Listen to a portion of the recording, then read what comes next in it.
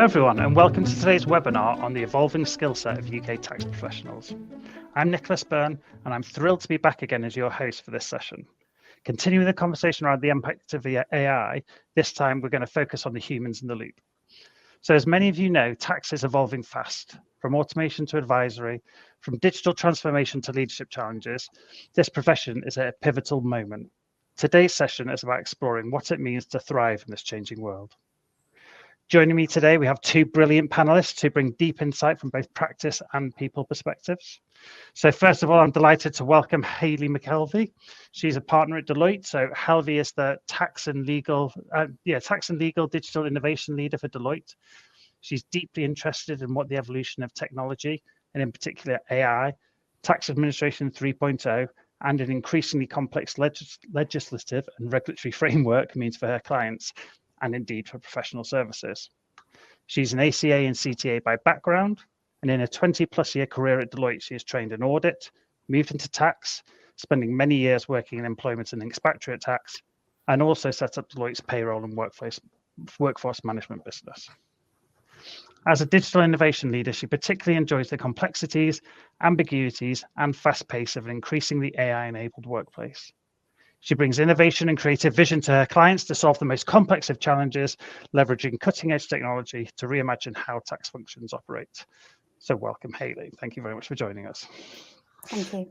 We also have Georgiana Head with us. So Georgie has earned both her graduate and postgraduate degrees at the University of London before training in taxation with Pricewaterhouse, where she completed her ATT exams, and began her career at HMRC's Capital Taxes Office. With over 2 decades experience in specialist tax recruitment, including founding Georgiana Head Recruitment Limited in 2007, she combines entrepreneurial insight with deep sector knowledge.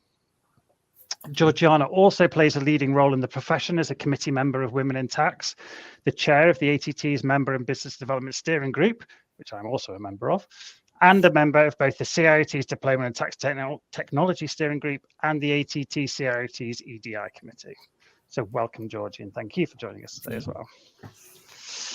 So throughout the next hour, we're going to delve into the key findings of the report, unpacking the evolving skill sets in tax and how leadership face strategic challenges, especially when it comes to talent and technology. You can submit your questions via the chat at any time. They don't pop up on the screen, but we will be monitoring them in the background, and the team will feed them through to me if timely during the conversation, or we'll come to them at the end if time allows. No matter where you are in your career, the landscape and skills required to navigate it effectively are changing. How you deal with that change could define your career. So let's dive right in and find out from everybody. So the first question is going to be around Robin, as we traditionally do in these things. I'm going to slightly break from tradition though and answer the first question myself as well. And the first question is, has there been a defining moment in your career? And if so, what was it? Now, some of you will know I'm not a tax professional, so my story is probably going to be slightly different to others. But I trained and worked as an engineer straight out of university. And for a while, that felt like the natural path. I enjoyed the problem solving and the technical side of the role. But as I gained experience, I realized that my interests were shifting. I found myself increasingly drawn to not just the how of technology, but the why, the bigger picture, how businesses operate, how they grow, how strategy shapes everything behind the scenes. And that realization led me to a crossroads. I could have continued on the engineering path, which was familiar and comfortable, or I could take a risk and follow that growing interest in corporate strategy. And I chose the latter. It was a sideways step. I took a role as an analyst in the telecom sector. It was unfamiliar territory, and quite frankly, it was pretty scary. I was leaving behind the safety of a really well-defined technical role and stepping into the unknown. But I wasn't starting from scratch. I used what I did know, my technical grounding, my knowledge of the sector, as a scaffold whilst I built something new. And this foundation gave me the credibility to contribute in a way that other people in the team didn't, and that gave me the confidence to quickly grow in the business world. And that leap, that decision to pivot, turned out to be the best move that I've made in my career. It set me on the path to where I am now, and it opened doors that I didn't really know existed back then. And I share this story because I think it resonates beyond engineering. I think whether you're in tax or law or any specialized field, it's really easy to feel boxed in by your early choices, but you're really not. If you feel drawn to something new, be brave enough to explore it. Use what you know, your domain expertise, your analytical mindset as a springboard. Sometimes exploring something new and taking that sideways step is exactly what you need to move forward. So that's my story. Hayley, why don't you tell us your story of what the biggest, most important change in your career? Cheers, Nick. Mine's kind of the mirror opposite to yours. So I've always been a tax person. And so, gosh, I've been in Deloitte for almost 22 years now. And it was probably about 3.5 years ago that my boss said to me, I'd like you to look after digital innovation for the tax and legal business. And I'm not a technologist by any stretch of the imagination, although I have worked a lot in the tech sector and have got a deep interest in it. And I just kind of said yes without really thinking. And then ChatGPT came and the whole world started to change in a really kind of dramatic way. And I had an awful lot of people saying to me, gosh, you're very brave. And isn't this a bit of a big risk? And I hadn't really contemplated any of that. I just thought it was an exciting thing to do. And actually, as things have transpired over the last sort of 2 to 3 years, I suppose I've completely reinvented myself. So I'm now sort of deeply steeped in technology, digital technologies, AI, generative AI, and what that means for tax and legal and what that means for the organizations of the future. And it's fascinating. And so, so why do I raise that, and why has that been a point of inflection? You talked about yours insofar as it's been a great success. I think mine's too early to call yet whether this has been a marvelous move for my career or not. But I would say a couple of things. One is that it's always good to reinvent yourself, particularly. So like for me, I've been in the organization for a long time. That doesn't mean to say that you should have to stay doing the things that you've always done. And that's a small example of a bigger point, which is I strongly believe that in the next 10 years, what tax professionals do will look completely different to what it looks like today. And actually, that extends beyond tax professionals, because I do believe that the prevailing force that is AI and generative AI is going to turn the world as we know it somewhat on its head. I think it's particularly pronounced in the tax industry. We are a bunch of professionals who have predicated our entire careers on domain knowledge and the power and the superiority of our knowledge. I think that's all going to change. So I suppose what I'm saying is all tax professionals need to think about how they're going to evolve what they do and how they do it as we continue to work in an industry that's going to change significantly. And don't be scared about that. I think that's what makes it really exciting to be in the workforce right now. No, that's really interesting. Thanks. Georgie, how about you? What was the kind of pivotal change in your career? So I guess there's kind of two elements. One, pivotal, that I ended up in kind of tax in the first place, because I think I very much fell into tax, having I'd always actually planned to be a valuer in an auction house, and I left uni with a postgraduate degree and talked to the auction houses, got job offers, but at the time it was a bit like doing an internship. There was no minimum wage.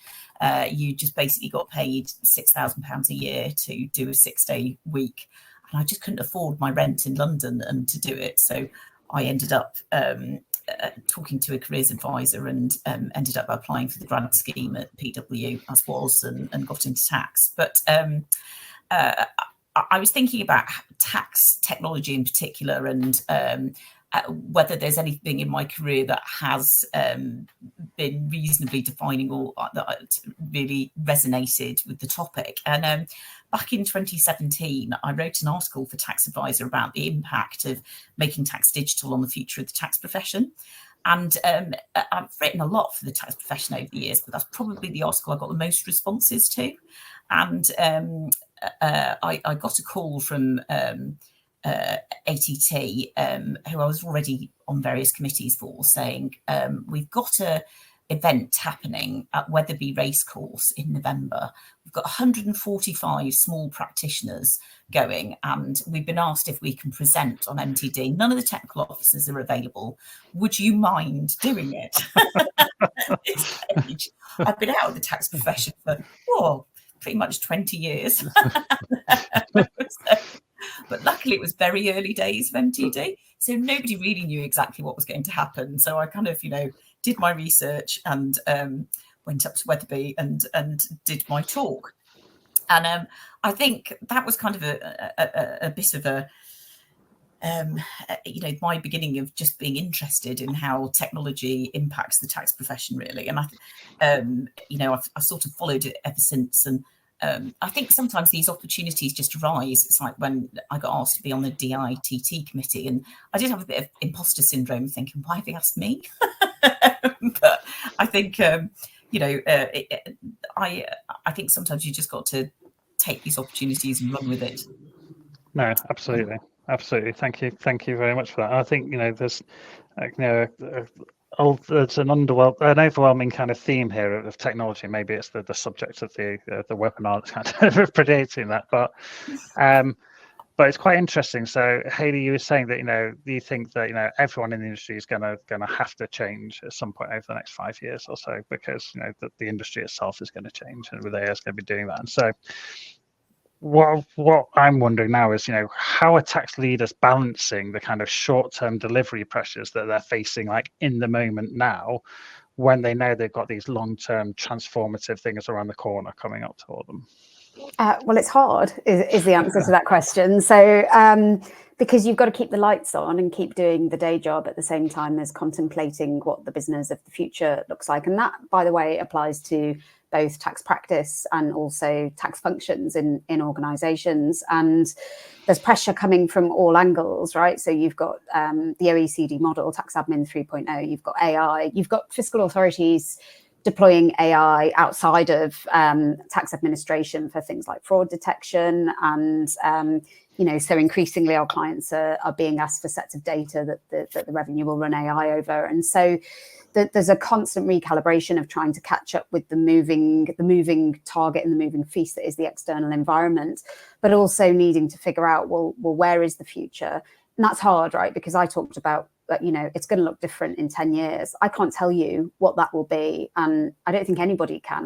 There's plenty of hypotheses out there and you can have a good guess. So it's hard because there's lots going on. You've got to keep the lights on. And you're essentially trying to create a construct for the future against a completely ambiguous target, because nobody knows what the future is actually going to be. Now, that sounds like hideously impenetrable and disgusting to try and contemplate, but there are ways around that. So one of the things that I think is particularly effective is where there becomes a bifurcation between sort of resources and who's focused on what. So a team that keeps the lights on and keeps doing the day job, very separate to another team that is focused entirely on transformational goals. And that team that's focused on the transformational goals has a hypothesis around the future state in mind, but knowing that that's changing, moving very incrementally towards the end game, because then you can pivot and you can change direction quite quickly. So if you imagine there could be a hypothesis that the tax return ceases to exist, right? Tax just happens per the OECD model. Then as an organization in practice, would you say, well, what are we going to do when the tax return doesn't exist? Well, in some ways, that's a bit of a weird question right now because the tax return still exists. So what you find is incremental steps towards that, which makes sense. So let's automate as much as we can about how we deliver a tax return. Let's think about how we add value based on the data that we use to facilitate a tax return. So different ways of thinking that are beyond just doing the doing. And I think that technology nicely facilitates the ability to do that. So I've got a really interesting client at the moment, and they have Workday, right, as their human capital management platform. And rather than, and it's quite old, it was put in probably about 7 years ago. So they're now looking at, well, gosh, how can we turn on new functionality? Do we need to rebuild our instance? What do we need to do? And all of that stuff's quite hard, like that kind of thing, or migrating multiple ERPs into one ERP. But clients are increasingly looking at ways around that. So, for example, this particular client is saying, well, rather than going through a very hard and expensive process of trying to re-implement our instance of Workday and all the disruption and all the difficulty that that presents to doing the day job, they're looking at building AI agents in and around that system who can do the specific tasks that they need to do that is not currently functionality that is present in their Workday instance. So think that tech is now allowing us to think outside of the box. So I think the thing that is most important that I try and hold in my mind when tackling the day-to-day at the same time as long-term transformation is focus relentlessly on the outcomes and not the processes. Because if we focus on the processes, our minds will get too fixed on the process of what we do today rather than what the art of the possible is in the process. And so that's something I think to bear in mind when you're contemplating what longer-term transformation might look like.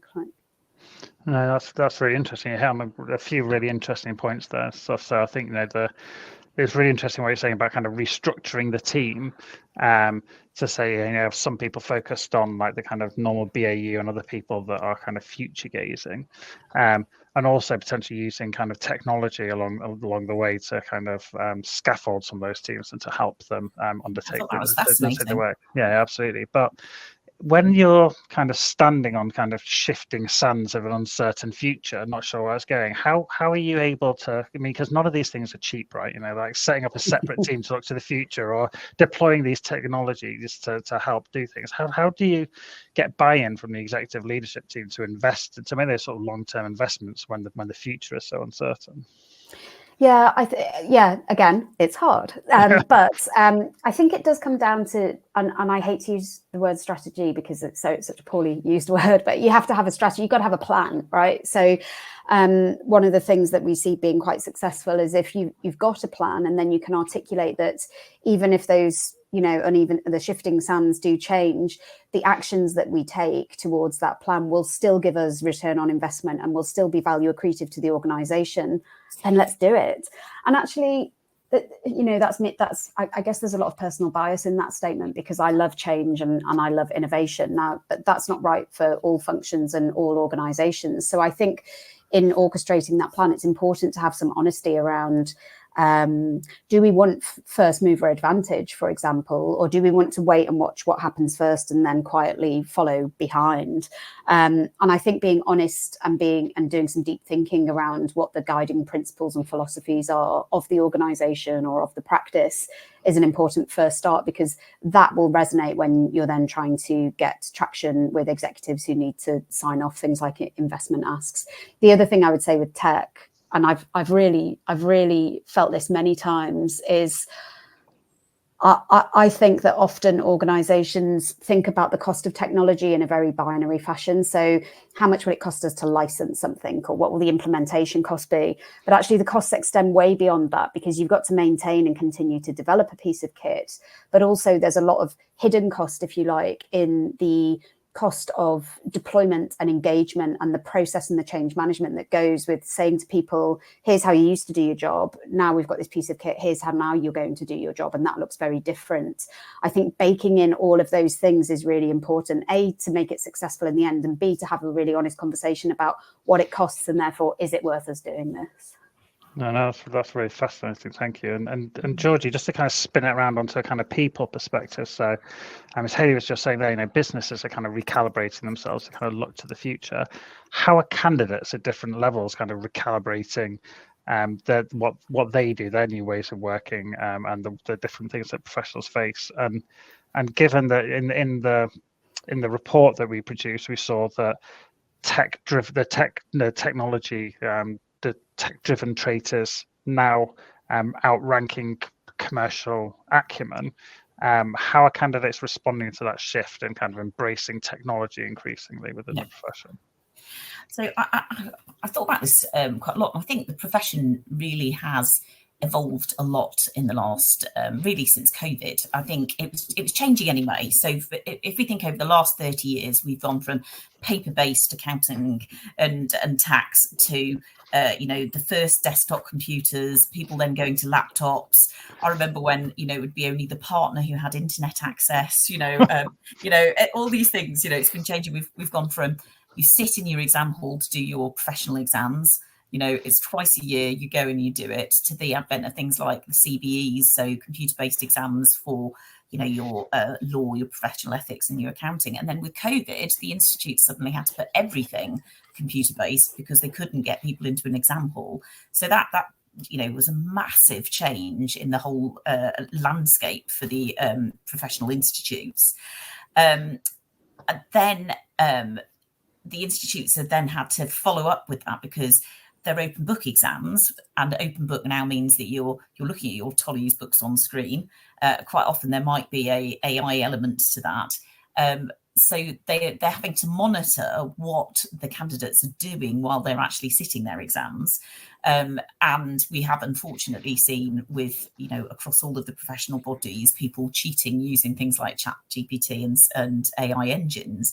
And so now the institute's having to employ a, you know, like to catch you know, that classic thing about use a thief to catch a thief. So they're using AI programs to mark the scripts to check that they're not actually AI generated, which I find that really, really fascinating. And I think there is massive interest out there within the tax profession in how tech can be used, and you know, how AI can be used to change the sort of day job. And I think that, for example, the institutes are responding to this. So we've got the Institute of Tax, for example, introducing the diploma in tax technology. We've now got an AI a shorter course also coming online, and I think that just shows the sort of demand within the tax profession. You know, they want to upskill themselves, and it's not just practice, it's industry as well. I was at a panel a couple of years ago, and when the diploma was just first coming out, and the head of tax at Direct Line was saying, you know, we're really keen to get people who are very tech savvy, and, you know, we're looking at people with you know, IT backgrounds to train up as our tax trainees, and we want them to do the DITT. And as I say, I think COVID, so things were evolving anyway, kind of naturally, and then COVID, I think, just changed everything kind of out of recognition. I think, you know, the fact that we never really used Teams or Zoom before COVID, when you think about that, that's quite mad. And everybody's day job has become so much more involved in sitting on meetings online. I mean, I don't know about you guys, but I certainly find that many of my clients don't really want to meet in person anymore. Obviously, some always will do, and there's you know, it's part of how you build your client relationship. But I think most people find it much more efficient to basically meet online. And I think that that's had an impact in what candidates expect from firms.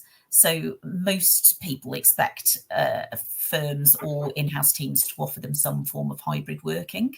And I think the firms that are getting left behind are those that won't offer it and still want you to be in the office 5 days a week.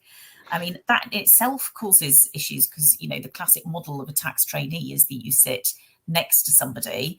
You know, you look at previously last year's files. Now, obviously, it's all the CRM system, and you know, you can look at it online, but it's still not the same as having somebody sitting next to you that you can ask the question of. So I think there's pros and cons to it, but certainly, you know, I still find that the number one reason that people are looking for a new role is actually nothing necessarily to do about promotion or things you'd think. It's about having more flexibility. So it's people who are hybrid wanting to be remote, or people who are in the office more days wanting less days in the office and wanting to be able to balance their life, basically. And it's interesting as well, because I'm also seeing a shift in that I'm seeing some of the larger firms are taking on less trainees.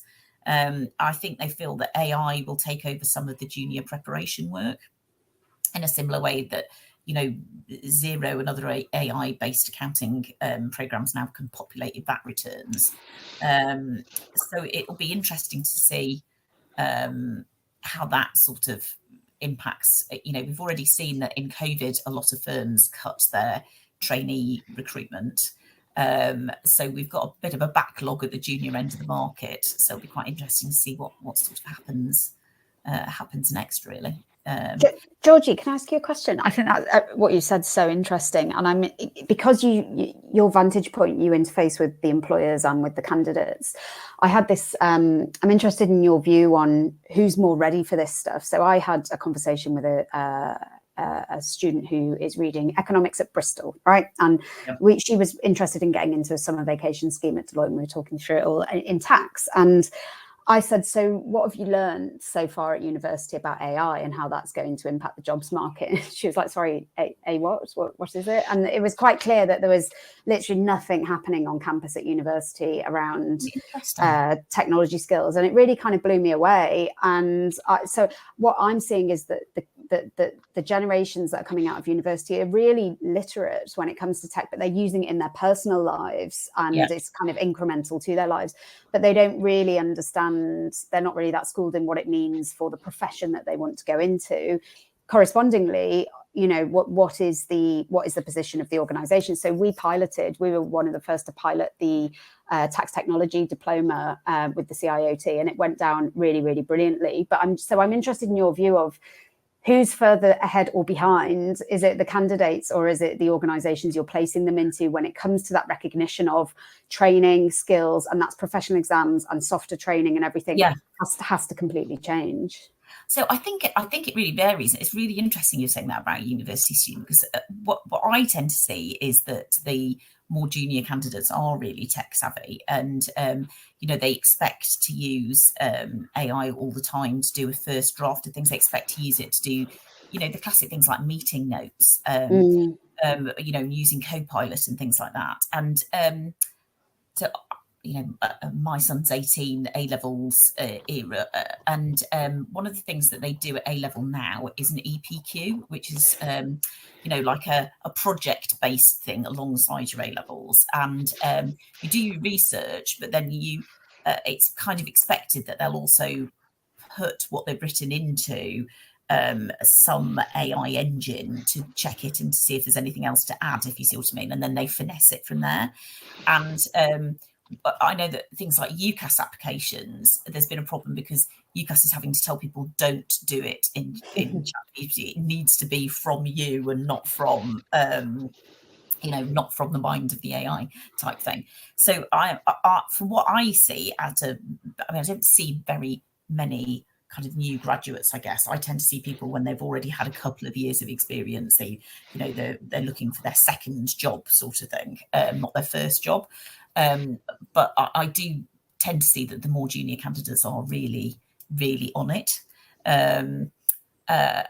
So that's quite interesting. And I think some firms are, the Big Four in particular, very, very tech driven, and very much on top of whatever is the newest thing sort of thing. So I think some of the smaller independent firms, and I think some of the really big older corporates are also a bit further behind. So when I talk to my in-house clients, the classic ones tend to be large old property groups where they still it's still quite clunky. They're still having to go in and talk to somebody in the accounts team to get that bit of information, and they'll have different databases for the accounting numbers and the tax numbers, and not necessarily enough to feed it in between, basically. And I think the other thing is that there'll always be people who just have an interest in it. So so I don't think it's fair to just say it's junior people.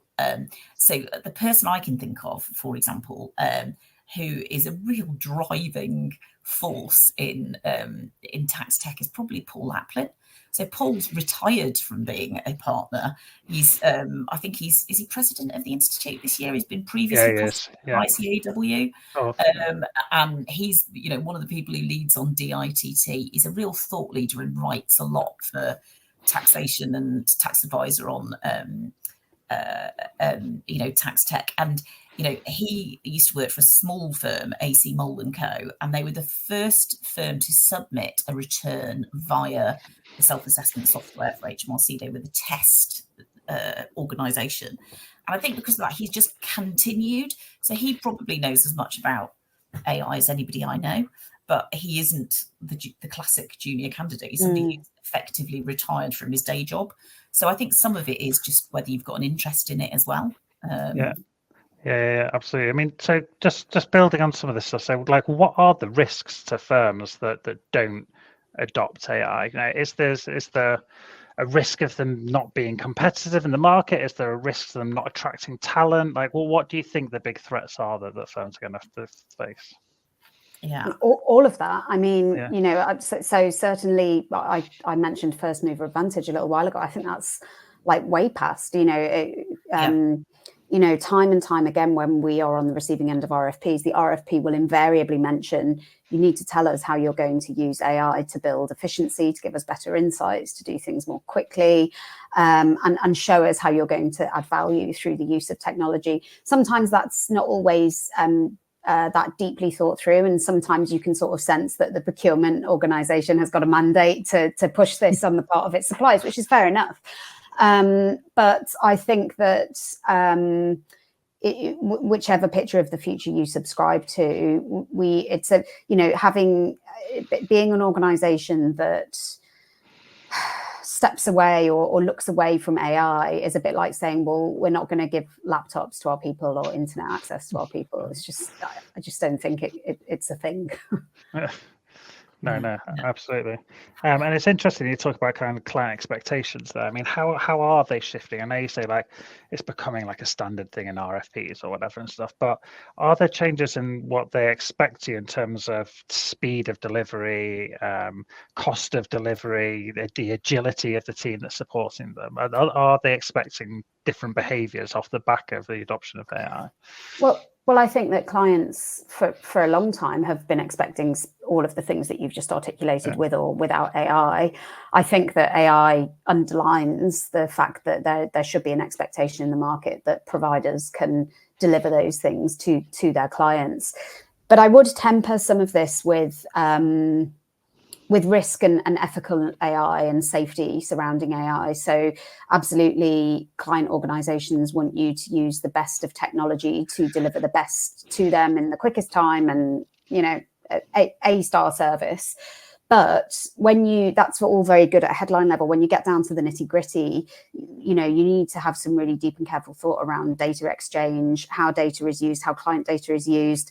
And clients are also deeply interested in that, right? So and that's before you get into talking about delivering work to clients or making submissions to tax authorities on behalf of clients that have had AI as well as humans touch them, because actually, as a client, you would unsurprisingly want some assurance about the AI hasn't hallucinated, there aren't errors there. What is the value chain of how you deliver the outcome that I'm paying you to deliver? So there's a couple of things. There's data is often a big issue, and clients, I guess, cultural willingness to deal with different ways of exchanging, sharing, storing data, as well as the state of data, right? So one of the big blockers in the market around being able to use technology to its greatest potential is the current state of data and the current location of data in many, many organizations. So I think there's also a way to go in terms of catching up around data relative to what the technology is already capable of doing. So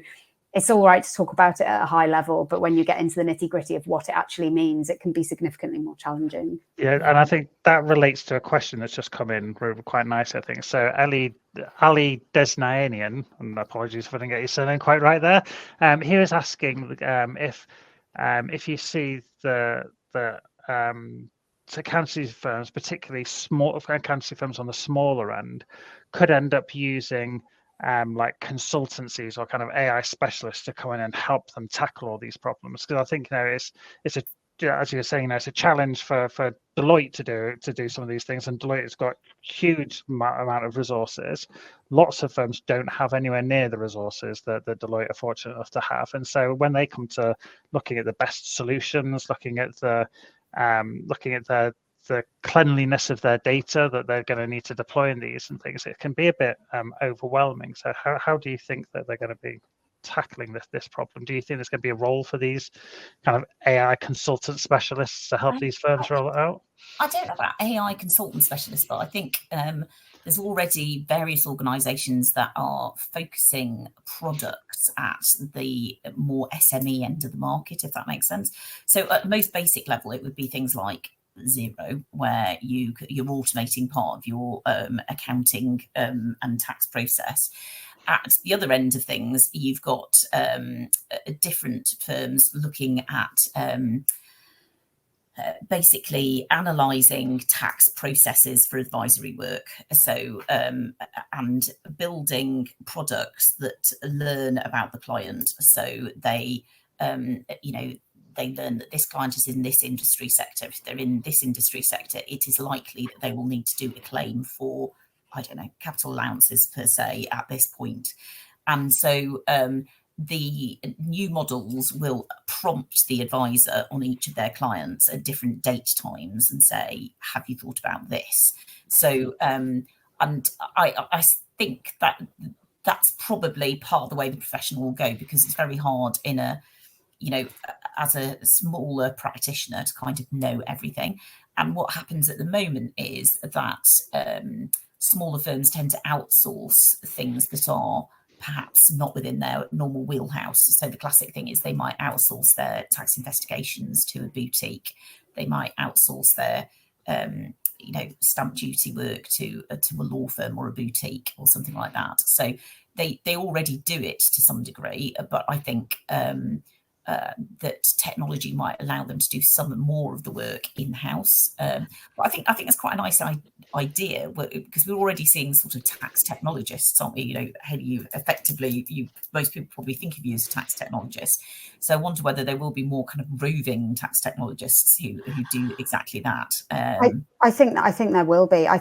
Gosh, it used to be that we're the tax people and the technologists are over there, probably in a dark room, not ever talking to human beings, and never the twain shall meet kind of thing. And that's got to go. Like and part of what we've been doing is pushing our tax people to more deeply understand technology, and pushing our tech people to more deeply understand the domain of tax. And in the middle of that, there's something really good that happens. And I think your point, Georgie, is really interesting. So I'd raise two things. One is that we've definitely seen a lot of PE consolidation in that mid-market level of accountancy firms. And you do have to wonder whether there's part of that which is accessing the capital that you need to invest in the tools and the technology to deliver that sort of stuff. Is there something there about the scale that you need through private equity investment?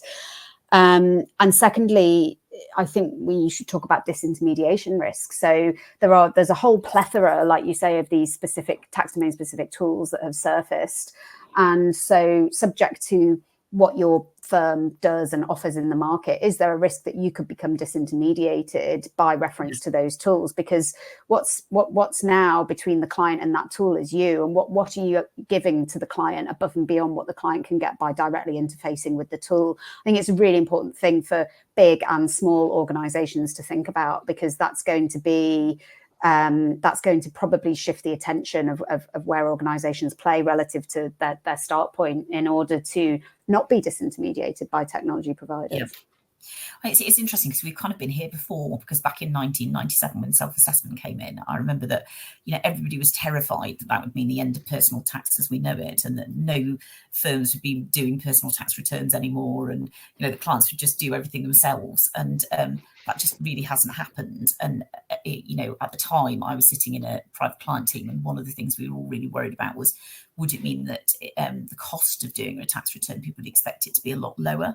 And actually, it didn't really change. And I think it's quite interesting, because one of the things, of this thing of the original question that Nick was asking about client expectations and cost effectiveness, I do think that clients to some degree are expecting to basically make a bit of a gain from the automation, and the cost savings that the firm has made on automation, that they get a bit of it. So I think I'm seeing a bit of price chipping over compliance work in particular. Or even a change in pricing model, right? So I'm really interested in the longevity of the time and materials pricing model, because I think if you think about, it's always good to try and price things by the value that they represent to the client, and then reference it back to how much does it cost us to actually deliver this stuff. And I don't think that professional services firms are very well ingrained in the thinking around, how do I build in technology costs, and how do I value something beyond like how many people at what rate per hour times how many hours kind of thing. And I think that in a world where models shift because of AI and because of technology, we will need to have a good long hard look at the whole foundation of how time and material pricing models work. And again, we've seen that shift before, haven't we, with outsourcing? And a partner at GT said to me the other day that he had heard that there are now more UK corporate tax compliance professionals working in India than there are in the UK, but it's the same problem occurs. We've seen this before, that actually then what starts happening is the costs of those people increase, and so again you get stuck in labor wage arbitrage is not into perpetuity, is it? Exactly. So just moving on from here quickly, we saw in the report that 44% of in-house teams said that they were expecting now to get strategic advisory services beyond the traditional services that they got from their advisors. So how is AI adoption and technology helping to deliver that service, Hayley? I'll give you an example, because I was at a forum yesterday for e-invoicing, and we were talking about this very question. I think it's quite a neat example, and there's a point of principle at the bottom that I think that I'll make that I think is the most important point to bear in mind. So e-invoicing is a compliance requirement, right, that the organizations are going to have to adhere to. There's probably going to be 60 jurisdictions live by 2028 in e-invoicing regimes, and there's a cost of compliance, right? But if you as an organization adopt a way of facilitating that compliance, deploying things like data connectors, data middleware repositories, and AI capabilities, you can go way beyond just managing compliance. So the first things first is that the way in which you gather data, according to a potential model that you could do to do this, that you could do to facilitate invoicing, means that your data friction and data exchanges reduce across the whole of your tax organization, because there's a lot of commonality in the data that is needed for invoicing reporting as for other parts of the tax organization. So through taking a holistic approach to data, you can service lots of other tax requirements. So that's efficiency number one. Efficiency number two in the e-invoicing scenario would be that you can improve your AR. So you can improve the time it takes you to collect cash based on invoices raised. And through invoicing accuracy, you can have fewer errors, fewer tickets, less friction in the system. And again, this has a compounding impact on how quickly you can actually collect cash. Then using AI capabilities, you take all of the data that you have now organized in a completely different way around your invoices. And as a tax function who is managing e-invoicing, you can start to report some really interesting insights back to the business around themes and clustering that you're seeing, both in the invoices that you're raising to your customers and in the invoices that you're receiving from your suppliers, that can tell you about the direction of travel in the business. So when once upon a time a tax function would tick a compliance box and move on and do the next thing, if you are able to leverage technology capabilities in a smart and strategic way, then you can do so much more. And so the point that I'd alluded to at the start, which I think is going to be increasingly important for tax functions and for the way in which professional services advise tax functions, is it's increasingly multidisciplinary. So the table stakes bit is just getting the e-invoicing right. Okay, everybody's going to expect that. What more? What is the icing on top that you can deliver as a tax organization, and how can you deliver strategic insight, value, and benefit into the wider organization, in this case, supply chain and finance, that means that you are always bringing value and you're using technology always to bring value beyond what the table stakes reporting and compliance requirements are. I think that's a really interesting point. Now, I think actually picks up on a question that was been asked by Rachel Ratcliffe as well, because there's a whole thing here around kind of you making use of data in a kind of clever way, making sure the data's clean, making sure it's stored properly, and then making use of it right throughout the value chain. But as Rachel asks here, she says there's a big conversation around ethics and AI in all sectors, but with tax and similar areas, the need for security and management of data is paramount. With the speedy rise in AI and the variety of types of AI available, along with confidence, what skills do you think firms will need to develop within their employees to ensure that client data remains secure? And who would take who would the responsibility lie with, the individual or the firm that bought the AI? But both is my quick answer to that.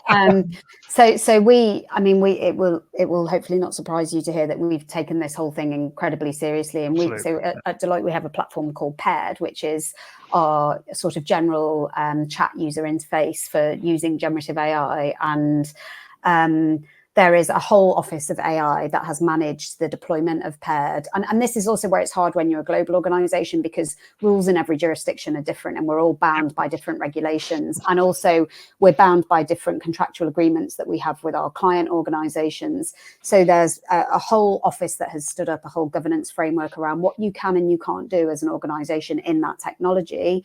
And then a significant training program rolled out to client teams so that they know what they can and they can't do. And by the way, it's monitored, right? Because the footprint in these AI tools is tracked by the central team. So, there's a lot of legwork, and it's really important that we get it right. And again, I think it speaks to the point around investment, because as you can imagine, that's all quite expensive to deploy and to maintain. And so it comes back around to the point of this tool has to be of real benefit and add real value. You need to get real return on investment, because the cost of deploying it is not just the cost of licensing or the consumption of the tokens or the, whatever it is, the compute. The cost is all of the other infrastructure that goes around it, but that is the sort of safety, the ethics, the governance, the guardrails are absolutely something that can't be compromised on. I mean, but from a sort of fiscal authority perspective, there've been some really high profile kind of bad cases, like there was the Dutch scandal on child benefit, and that was a consequence of AI going wrong, and there's been a number of others to point to. I think we will probably see, before it settles down, more of that stuff in the industry, and then hopefully it will calm down as organisations recalibrate to understand the governance. But certainly, I think that the complaint I get most in our organisation is, why can't we do more? And maybe we can't do more because actually we're being so tight on the risk guardrails, because our clients' data and data security is everything. Yeah, absolutely. I think it's changing everything in terms of what the professional standards teams within the institutes are having to look at, and the way the engagement letters are written, and it's kind of at every level you've got to be thinking about the security and how you're using tech. And I think a starting point for somebody wanting to know is probably to go to your institute or your association, whether that's ICAW or CIOT or ATT, and see what professional standards are actually writing about it at the moment, because I think they're really quite hot on it. Absolutely. Yes, I think going back to Rachel's question, which was asking who owns the ethical responsibility. The answer, as you say, is both. Like, so the firm who's deploying it has an ethical responsibility to set it up in an appropriate, controlled, managed way, where you can have all the analytics over this, see where everyone's done, but then also the users have to be using it with guardrails, and then they have to stick. It is their responsibility to stick within those guardrails. Yeah, excellent. Good. So I'm going to do another round robin question, if that's okay. Georgie, we'll start off with you, if that's okay. So what does great look like in the tax profession in 2025? What's changing and what's staying the same? Has our definition of excellence changed forever, or are we simply evolving how we demonstrate the core values that we already have? That's a lot of questions in one, Nick. It is a lot. It is, sorry, yeah. So I think that being a tax advisor, whether you're in-house or in practice, it's still about personal service. So that's whether to your clients or to the board, but effectively. and keeping up to date with your tax knowledge. Now, whether you do that because you still, read a hard copy magazine and you have your, yellow and orange on the table in front of you, or whether it's because you're actually looking at books on screen and joining chat groups on LinkedIn about latest innovations, whatever it may be.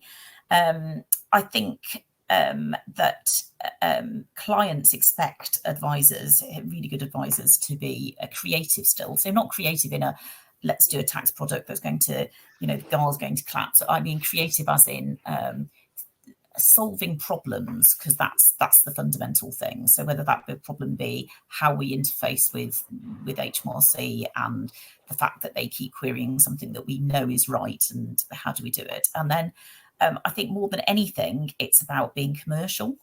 You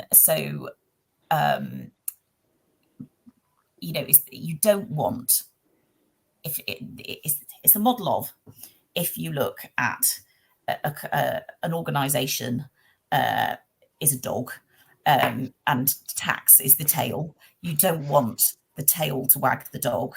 The dog has to wag the tail type thing. So basically, you've got to think all the time. It's all very well that I've come up with something really clever because it works on a tax basis, like corporate interest restriction rules would be the classic one.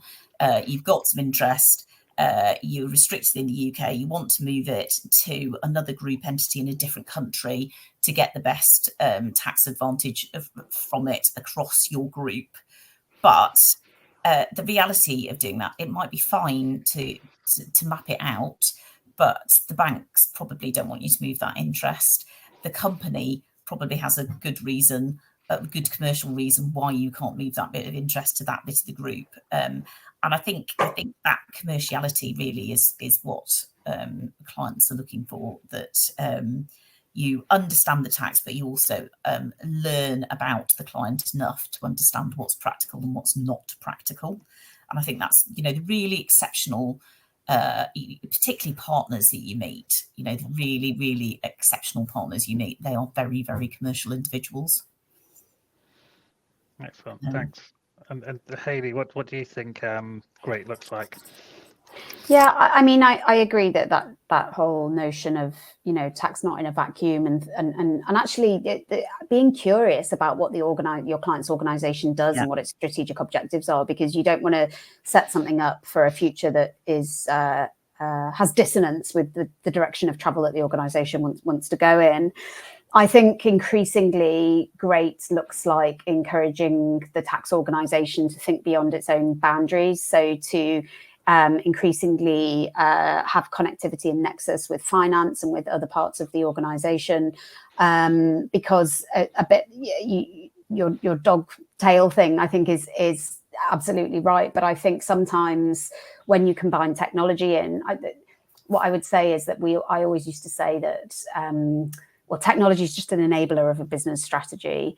And so the tech should follow what the business has defined that it wants to do. I think those two things have come much closer together. So I think actually technology does inform the business strategy in many more ways than it used to, and they increasingly become one and the same thing. So I would suggest that the direction of travel for change over the coming years is that tax advisors need to bear in mind the role that technology will play in the future of our clients' organizations as well as our own organizations, and take it upon themselves to prize a certain level of tech capability, fluency and understanding in equal measure with the way in which they commit to keeping up to speed with tax technical developments. I don't think that we can decouple those two things.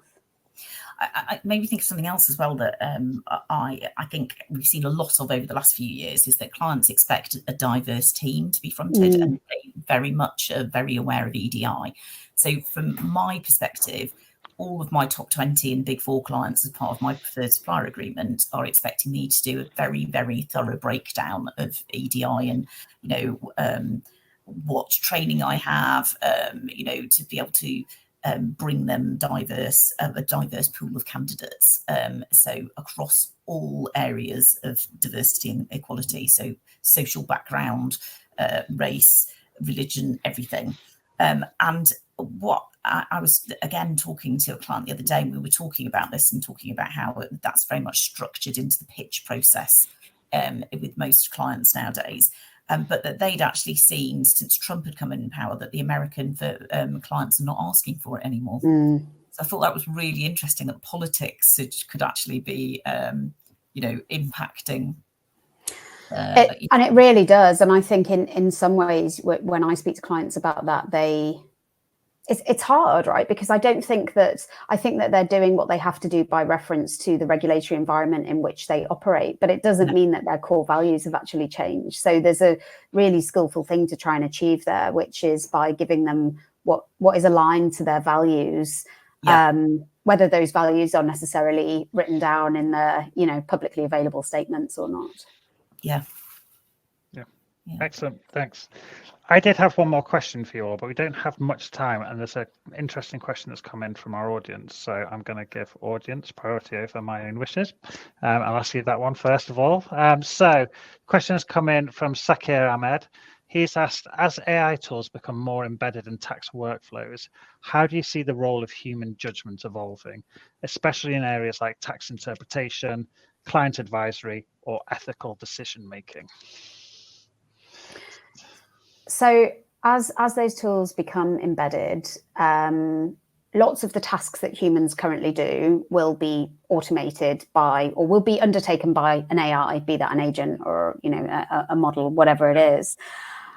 I still think that there is, and clients will increasingly value the measurable outcomes that you get from deploying technology more than just something that looks or feels right, particularly in advisory work or in, say, controversy work, where things can be, there's lots of gray, right? It's not so binary. I think that I actually believe that human skills become even more important in that context, because for as long as you're partnering with a human on the client side, they're going to want another human, because humans still value human to human interaction. And so I definitely almost think that human relationships will become increasingly important in the aftermath of AI, because AI will do and be part and parcel of so much of our lives. But human beings as a species still need other human beings to be happy and to survive and to relate to. And you could get into a debate about the sentience of AI or not, but ultimately, certainly in the short term, humans are going to want humans. So I think I firmly believe that a big part of our role as tax advisors is trust, right, and assurance. And I think that as humans, we can offer that trust and assurance through our relationships, but also through the human effort that will be extended into the auditing and the reviewing of the outcomes delivered by the AI that is embedded in the client systems. I don't think we're anywhere near a point where AI will autonomously do stuff and deliver stuff. And we might get there. You might have AI agents doing the quality control and the quality assurance of another agent. And, where do humans play then? But I certainly think in the short term that human relationships become increasingly important, and empathy becomes increasingly important. Absolutely. People do business with people. So, Definitely. Quite. Georgie, I think we've got time for one super quick question for you. We've only got a couple of minutes, so it's quite a short answer if we can. But just to sum up, what are today's candidates looking for in a modern tax practice? So I think flexibility, so work flexibility, being able to work on a hybrid basis or and at times remotely. I think they're much more savvy about doing their research in advance on the organisation. So they use things like Glassdoor. I think that's really key. You really need to know what your organisation looks like on Glassdoor. And what are people who've been through the interview process in the past saying about it. I think they are expecting there to be a lot of tech in place. They're expecting their phones to be provided, their laptops to be provided. They are expecting a decent up-to-date CRM and all the latest tech. Nick was talking to me earlier about Tolly Plus AI, for example, which sits across all of the different tax packages on offer. So I think candidates are definitely expecting firms to have good tech in place, and you've got to be looking at, how does your social media look? How does your organisation look to the outside world? I mean, it's quite interesting because I still have some clients who don't have websites, which amazes me in this day and age.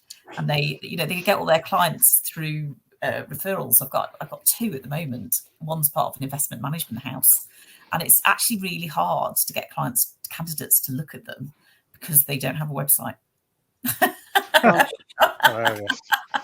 Okay, so I'm afraid we're out of time, so I'm going to have to cut us short there. But thank you so much, Hayley and Georgie, for all of your insights, and thank you so much for everyone for joining us today. It's clear that the profession's at an inflection point. To succeed, firms must be bold in adopting innovation, intentional in leading change, and always grounded in delivering meaningful value to clients. In a world where AI is accelerating everything, it's our human decisions, where to focus, what to value, and how to lead that will shape what comes next in tax. We hope the session's given you some valuable ideas and some inspiration to navigate what's next in tax for you and your firm. If you'd like to learn more, don't forget to sign up for our Tolly Plus AI Insider program and stay ahead with the latest tools, insights, trends that are shaping the practice. But once again, massive thank you to Georgie and Hayley for your insights today, and a massive thank you for everyone joining us. So thanks again, and I'll see you next time. Thanks. Bye. Thanks.